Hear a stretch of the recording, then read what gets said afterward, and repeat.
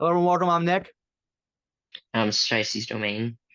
from Top Notch Sports, and today we're going to go over the 2023 NFL mock draft for the Cincinnati Bengals in the 32 GM content creator mock draft. So, Bengals, before we even do anything, I'm just going to let you talk a little bit. What did you think about the experience, and what did you think about your draft without spilling any leaks here so far?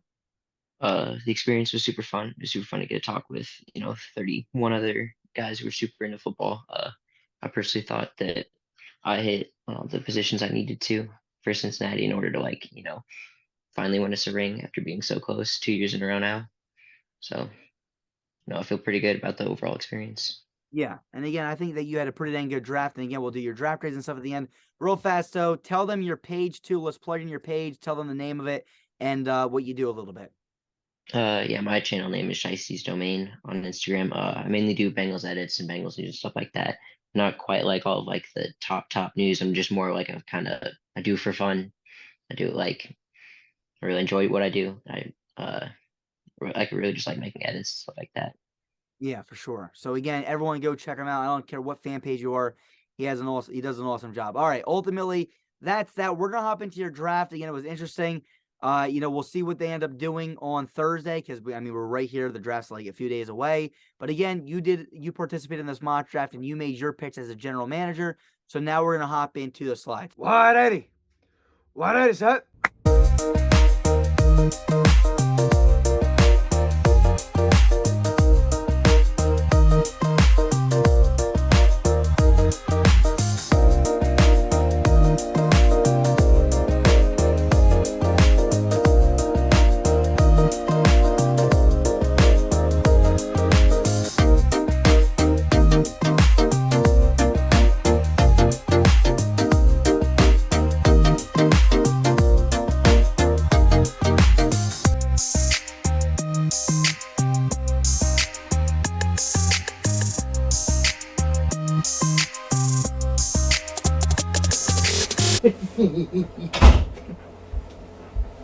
All right, here we go. So we got to start with a guy named Joe Burrow. What do you think about this guy?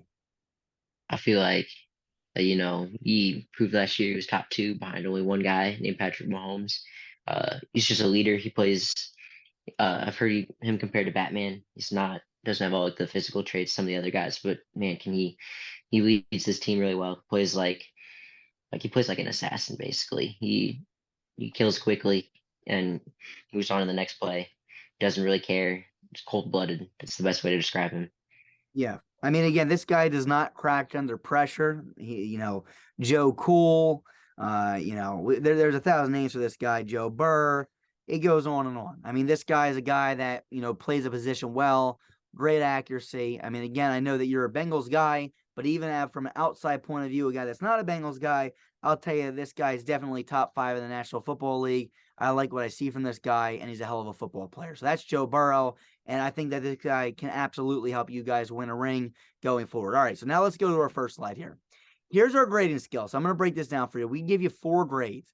It's not just me. So again, if you don't like the grades, let us know at the end, during the video, and you can rebut it.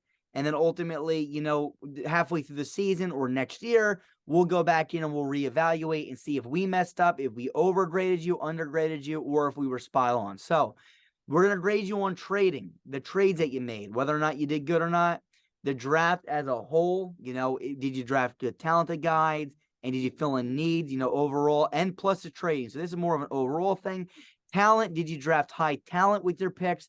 And last but not least, need based. Did you draft the needs? Now, again, one thing I want to point out here is two things. First thing, there's very few A's handed out. A plus, A minus, very rare. Anybody gets those. Most people are somewhere in the B's for most things. B plus, B minus. So again, you're most likely going to hit in some B's. But here's another thing too. You get a specific grade, and these grades look kind of ugly. Okay. And I want to make this clear. A 50 in our grade scale is a C plus. A 50 is not an F. In real life, I know that's an F. In our grade scale, it's a C plus. So that means, if you get a 50, that's not that bad. It's not great. It's a C plus, but it's not bad either. So understand that, again, if you get a 75, that's a B plus. 75 sounds ugly. In real life, a B plus is like an 88, 89. but in this is a 75. So does that make sense to you then? Our grade scale is a little bit lower than other, typical grade scales, but does that make sense? Yeah, it makes sense. Okay, all right, cool. So now we're gonna hop into the next slide. Here is the Cincinnati Bengals actual depth chart. So I'll let you break this down a little bit. You made this for the most part, so explain to them, who is who and where your strengths and weaknesses are. Yeah, so right away you realize our strength is mainly our weapons, Burrow, Mixon, then Chase Higgins, and Boyd, obviously the maybe the best receiving trio in the league. Offensive line was okay towards the end of the year. Had a few injuries which affected us in the playoffs, but overall I feel fairly confident, especially after the Orlando Brown signing. And then corners, Cam Taylor-Britt stepped up really big towards the end of last season. Cheeto before he got hurt, he was playing literally like a top five corner, and Mike Hilton's been super consistent. Uh, Inside guys like edge rushers and defensive tackles, they were okay, not great like they were in 2021. They only had 30 sacks on the season. But then you get to our linebackers, which in my opinion is like maybe our most underrated group. Logan Wilson and Jermaine Pratt were both playing like top 10 guys. And then I'm not quite sure about our safeties quite yet. Daxton Hill was a first round rookie last year, and Nick Scott came in. He signed my free agency this year from the Rams. Watched a little bit of film on him. Not 100% sold on him yet, but I don't know. Louis Narumo is called a mad scientist for a reason. So we'll see how that works out. Absolutely. And again, I mean, you look at this, where would you say your biggest weakness is right now with this current roster? I would say our biggest weakness is a pass rushing interior. I was at the AFC Championship game and I saw from where I was standing that like none of the inside guys could get close to touching Mahomes. They're super good run stoppers, but they will not get a sack to save their life, basically. All right, so you got to get somebody that can absolutely apply interior pressure. Any other position that you feel like is a blaring need? Uh, I mean, obviously, like tight end right here, Devin Asiasi is your only tight end. Uh, and then maybe just a few other like edge rotational guys. I mean, we have Osai behind Hendrickson, and that's about it. Absolutely. And like you said, though, too, like, all right, Hendrickson and Hubbard, you said they didn't really get a lot of sacks last season, correct? Yeah, we only had like 30 as a team. Yeah. I mean, but the thing is, I always liked Hendrickson and Hubbard, but I didn't get, like I said, I didn't get to watch a lot of, Bengals football last year. But I also agree with you with your linebacker core. Jermaine Pratt is heavily underrated. Logan Wilson's been a stud since he's been in the National Football League. I like both of those guys for sure as well. And another guy I'm a huge fan of, like you said, he didn't really get to do much last year. Daxton Hill, he was one of my, I think he might have been my top or second ranked safety last year. It was him and Kyle Hamilton battling it out for that number one spot. I know I was higher on Daxton Hill than most people were. I was gonna put him over Kyle Hamilton, but I think I ultimately put Hamilton over him. But I'm gonna be honest with you. If I didn't let bias creep in, I probably would have kept Daxton Hill as my number one guy. So we'll wait and see. Again, I think he can be really special at the next level. But besides that, we're gonna keep this thing pushing forward. So that's that. All right, now let's go to the next slide. Here we are here. Here are the moves that you made during the mock draft. So you didn't make a lot of trades. You kept it kind of realistic. You just sat and picked where you were at. With that being mentioned, I'll go over the trades that you made. So in reality, you received, we're not going to go each pick, but you got the 26 pick and the 232, and you traded away 28 and 131. So you moved up 2 spots and then traded down 3 rounds. But those 2 spots, you went up and you took someone like Dalton Kincaid. Before we talk about that, let me ask you, what did you see in the war room and why did you end up doing this trade? What was your mindset here? I know Packers was super high on Kincaid, and the second I saw him trade, I can't remember who it was. The second I saw him trade back, I was like, oh man, he's gonna take Kincaid here. And Kincaid is my number one tight end. He was like the best player on the board for me available.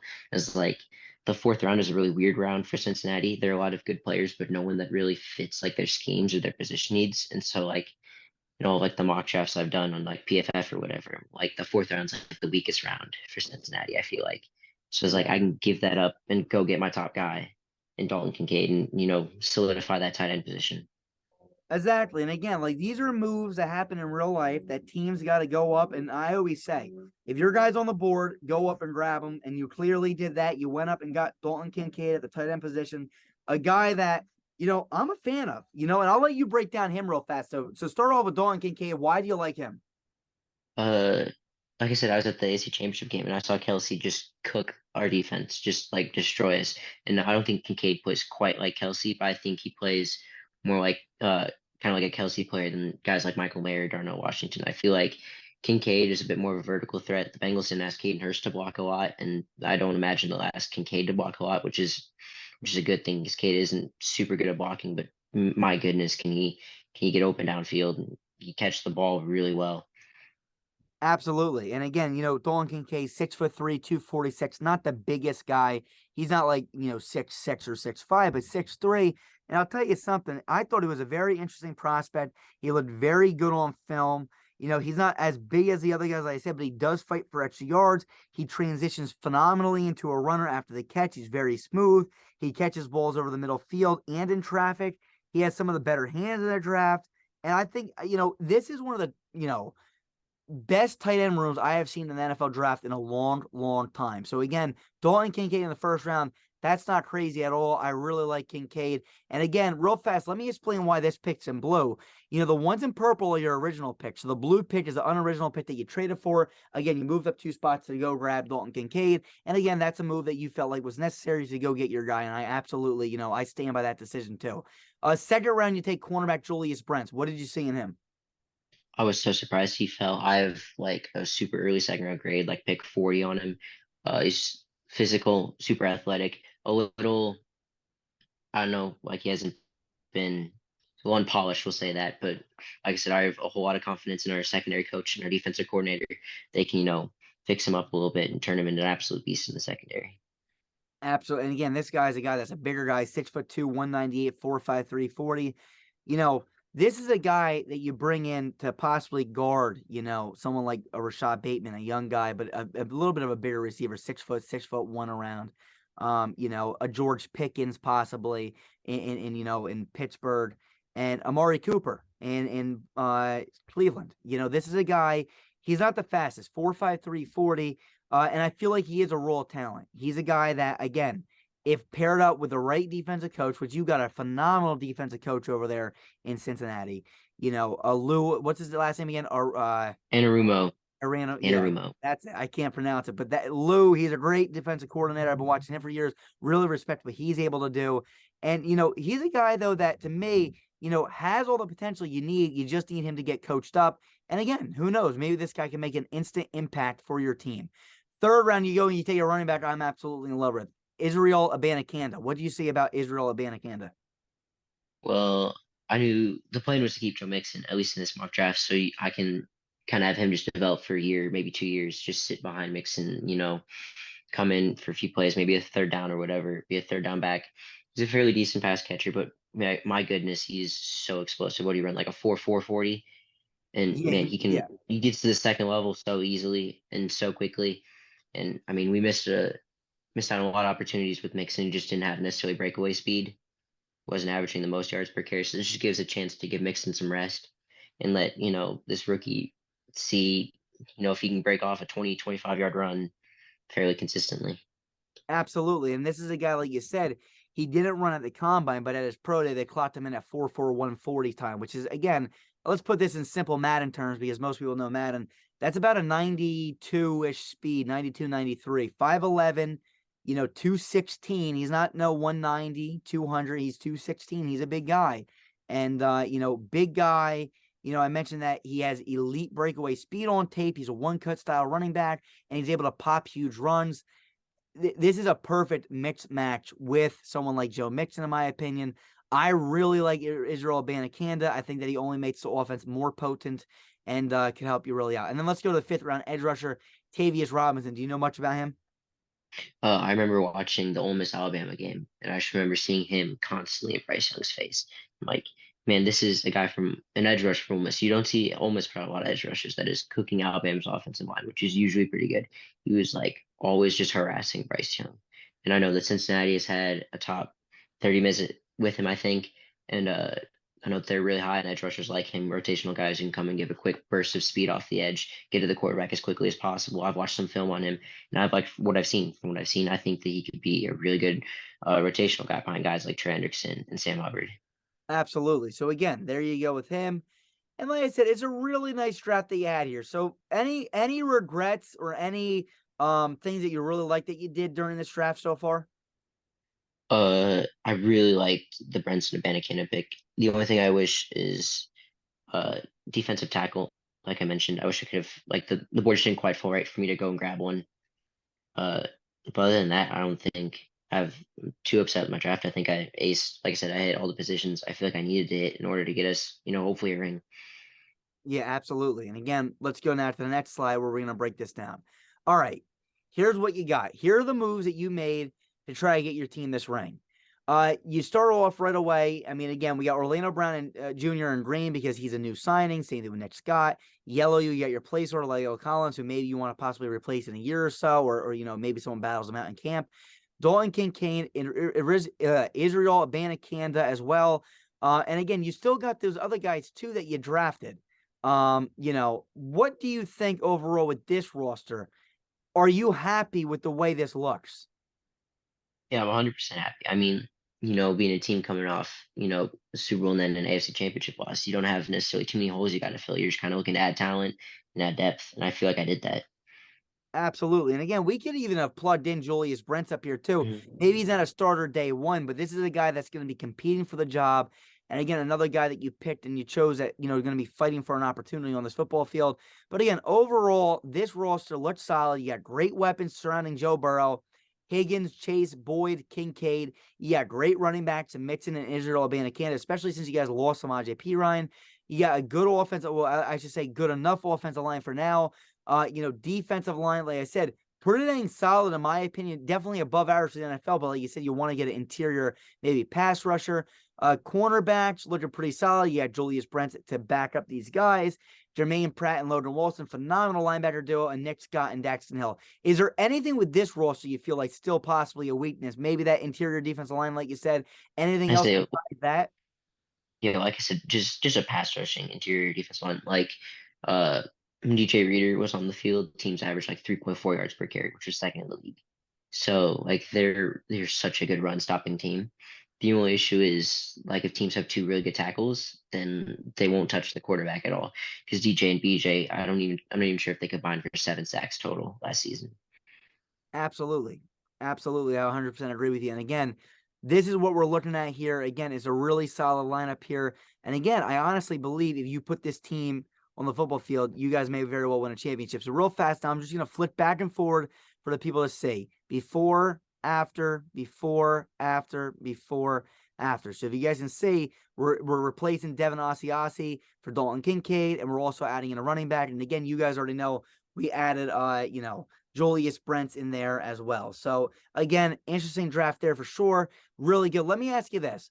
The Cincinnati Bengals last season finished with a record of 12-4, first in the AFC North, with the Ravens possibly getting better if they bring back Lamar Jackson, since they brought back OBJ. They brought in, a few other players over there, and the Steelers, year two with Kenny Pickett, Deshaun Watson going to be there with the Cleveland Browns for a full season.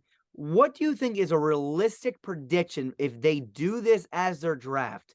And again, I want to make this clear. You guys might go 11-5 next season, which would be worse than last year, but that doesn't mean you're a worse team. Maybe you go and you win a Super Bowl with this team because the division's getting tougher as well. So what's your honest prediction, in the division? Where do you rank, record prediction, and then ultimately playoff / Super Bowl prediction? What do you got the Bengals doing if this is a move that they make?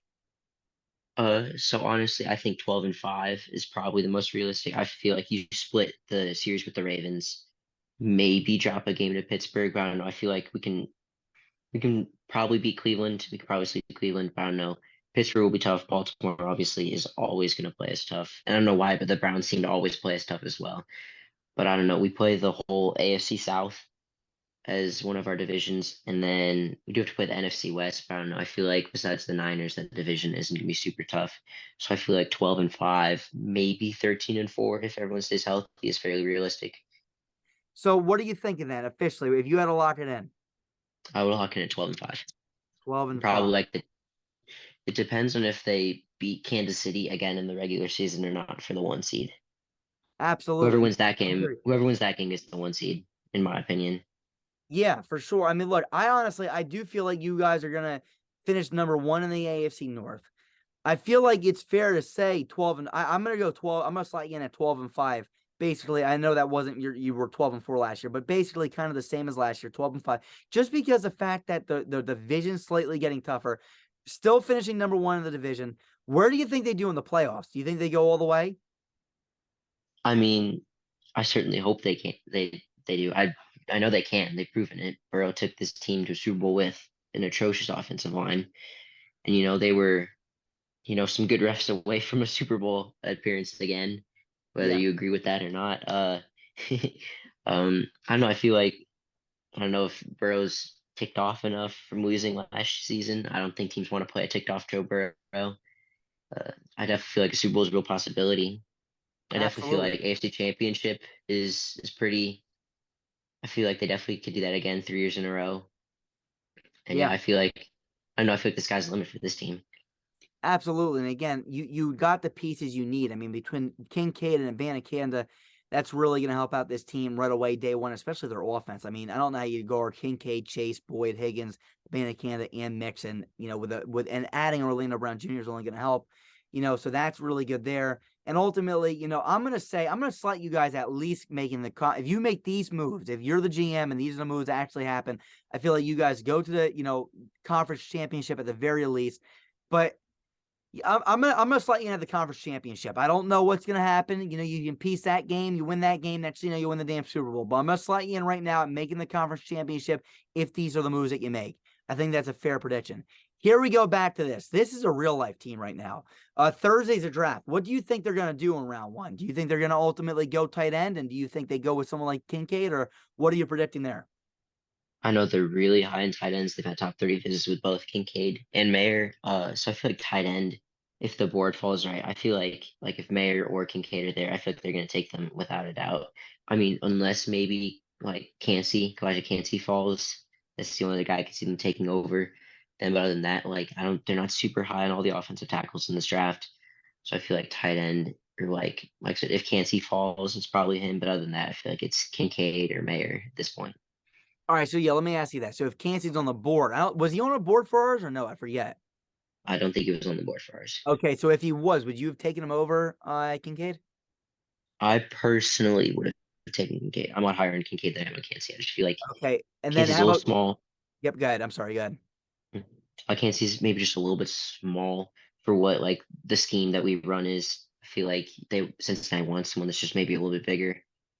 Yeah, no, absolutely. I 100% agree with that. And like I said, now let me ask you this: Michael Mayer and Kincaid are on the board. You're also going with Kincaid still, correct? I would take Kincaid. All right, so Kincaid is a guy. Let's see if they take Kincaid on Thursday. I'll be excited. And again, I do really feel like this is a great tight end class. I don't feel like you can really go wrong with any of them. And I do feel like it's a humongous need. So now let's go to your grade. All right, final grade. This is a moment of truth. Now, again, I want to continue to stress. I don't remember what the hell your grade is. Me and about three other analysts sat back. We constructed your grade. Now again, I want to keep saying I don't know where yours falls, but there has only been I've graded, with these guys about 20 teams so far.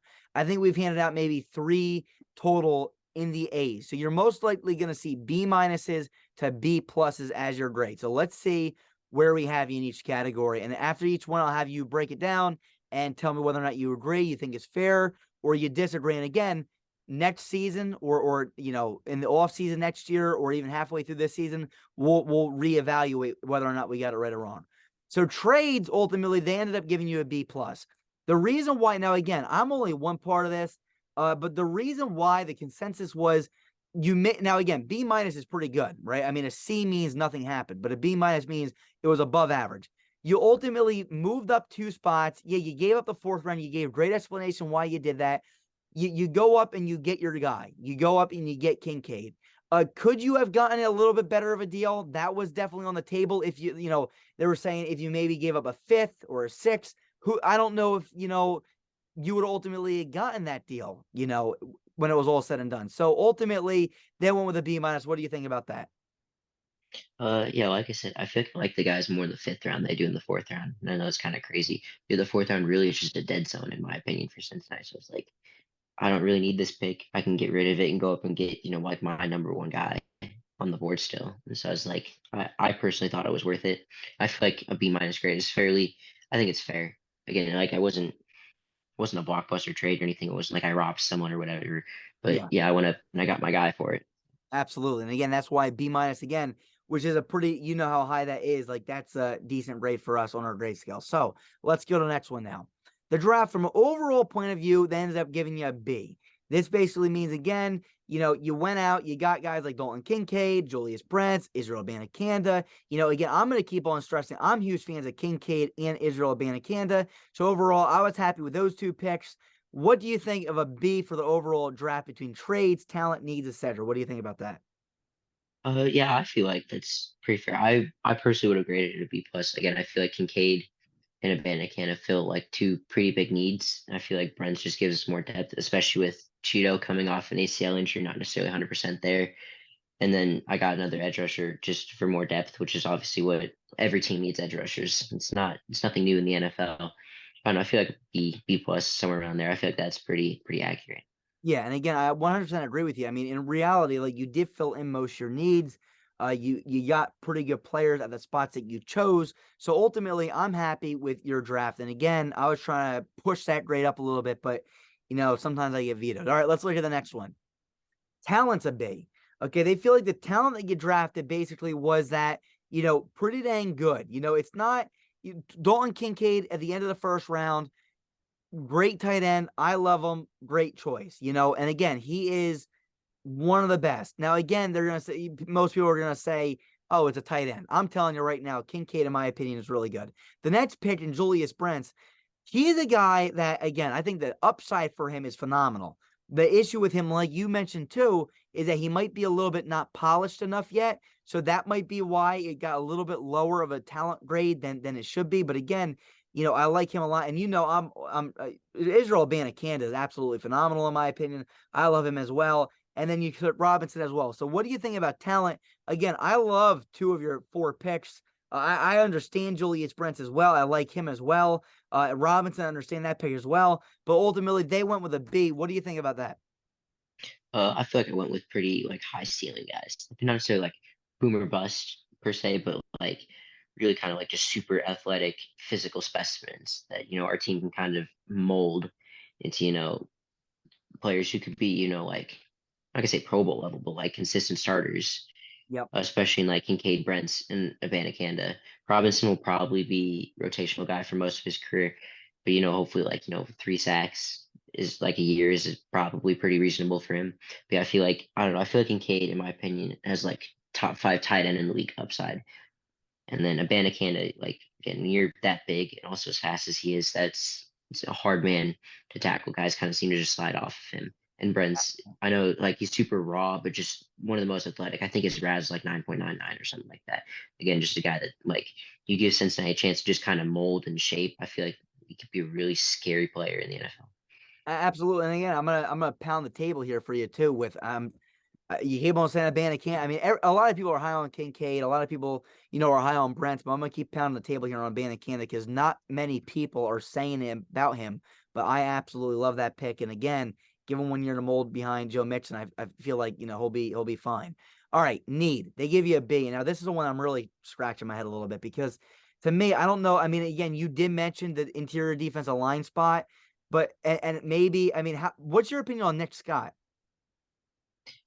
Like I said, I feel like the film shows potential. It shows like he's fairly consistent. I feel like his floor is pretty high. I don't think his ceiling is super high. But again, that's what like Dax Hill is there for. Dax Hill's ceiling, I feel like, is super high with just how athletic he is. And again, like our defensive coordinator took guys like Cheeto Awuzie from Dallas and Mike Hilton, Pittsburgh from guys like you barely even knew to like top 10 at their position guys, basically. And Absolutely. Cam Taylor Britt, I live in Nebraska. I'm a huge Nebraska fan. I loved that pick. I knew that he was going to be like, he wasn't going to be a ball hawking guy, but he was going to be someone who was pretty locked down and a really good tackler. And they took him and put him into that system. And he was so effective in the playoffs last year. So, like, secondary guys, they're really good at, taking them and turning them into like guys who fit the system super well. Absolutely. So again, a B as your need. I mean, do you think that's fair, or would you honestly argue it? I feel like I hit A minus on need. Again, like tight end, we have like the worst tight end group in the league right now. Yep. With Aussie is your one, so obviously you feel a big need with Mixon and his legal issues. Abanikanda is I feel like that was probably my best pick. I love Banacanda personally. I agree with you that he could be a really good player. Uh, Brent's again with you having Cheeto coming off of an ACL injury, and corners just always seem to get hurt. You always want to have corner depth behind just in case. And I feel like Brent's is that. He's a guy who can sit behind, but like if he needs to, he'll come on the field, and I think he could play it really well. Yeah, and I'm going to keep saying here, I'm going to pound the table and tell you that I think that the team of guys honestly got this a little bit wrong. I think it is undermined. So again, I can't wait to come back and reevaluate this at the end of the season because I'm telling you, when Kincaid turns out to be a stud, when Canada turns out to be a stud, and if they were to make these moves, I mean, again, the whole idea of doing this is that we look at it now and then we look at it later and see what we think. So ultimately, let's see this. You earned 675 GM points for this draft, which is very good. So again, you're going to be able to use those next free agency. You know how to use a GM point, right? We talked about that already. Yes, I do. Okay, cool. So that's a good amount of GM points for you to use. The final score, now again, this is going to look probably a little bit low, but again, understand that it's not bad at all. 65 is what you score for your final score. Again, this looks low, but ultimately it's going to be considered a B minus. Now look, again, I think this is low. I'm gonna keep pounding it here, but we'll wait and see. We'll wait and see because the whole idea is if we're wrong, we're gonna reevaluate it and give you more GM points for being wrong, and then ultimately, talk about why we were wrong. But again, to me, Kincaid and Banacanda are gonna really, if they are to make those moves in real life, make this offense go to an entirely different level that I don't think that we've seen yet. I mean, you haven't lost anything. Plus, you're bringing in Kincaid, who I feel like is the best tight end you guys have had. I think he's better than CJ Uzama. And then Banacanda, I like Samaje Perine, but I think Israel Banacanda could honestly end up being your starting running back in a year or two. So, all right, let's end this part here. We're going to go back now and talk one final time. All right, here we are. We are back. So ultimately, that's that. You had your draft. Again, I'm going to keep saying I think that they kind of underdid you. I'm going to be honest with you. I think they got it wrong slightly. But again, that's why we do this. We're going to go back. We're going to look and see and reevaluate. But ultimately, what did you think about the draft in general? One last time, your draft. How do you think they did? And one final time, what do you think they're going to end up doing on Thursday? Again, I really liked my draft. Again, I feel like I hit all the guys I wanted to. I was really hoping Abanikanda was gonna be there in the third, and he was, so I was super ecstatic about that. Again, Kincaid, I feel like again, just an athletic freak, top five tight end in the league upside. Brent's falling. I've seen a lot of film on him. I was super excited that he was there. And then Tavius Robinson, again, the game that I saw against Alabama, he was just everywhere. Again, like guys that I feel like since I can take and mold, they're really good at turning players into like freaks. Absolutely. And like you said, all these guys that are mold, I mean, again, we see two things with these guys. Either A, they turn out to be absolute superstars and they skyrocket, and it's like, how do they fall? Or they don't ever pan out. But again, I mean, like you said, the Bengals have done a pretty dang good job at developing talent, on this roster. One final thing, Thursday, who are you hoping for? Are you hoping for Kincaid then? I'm hoping for Kincaid. Yeah. And let's hope that they get a Banacanda too, man. I would be very happy with this draft in real life. And again, I think that if they make the moves that you made, this team will definitely be in the conference championship trying to make a run at the Super Bowl again. Ladies and gentlemen, that's all. I want you to plug in your page one more time, though. All right, Shices Jomain on Instagram. Awesome. So, guys, go out, give it a follow. A great page. I really enjoy it. And hopefully you enjoyed. But that's all from us. We'll see you guys soon. Peace. We are Built Better.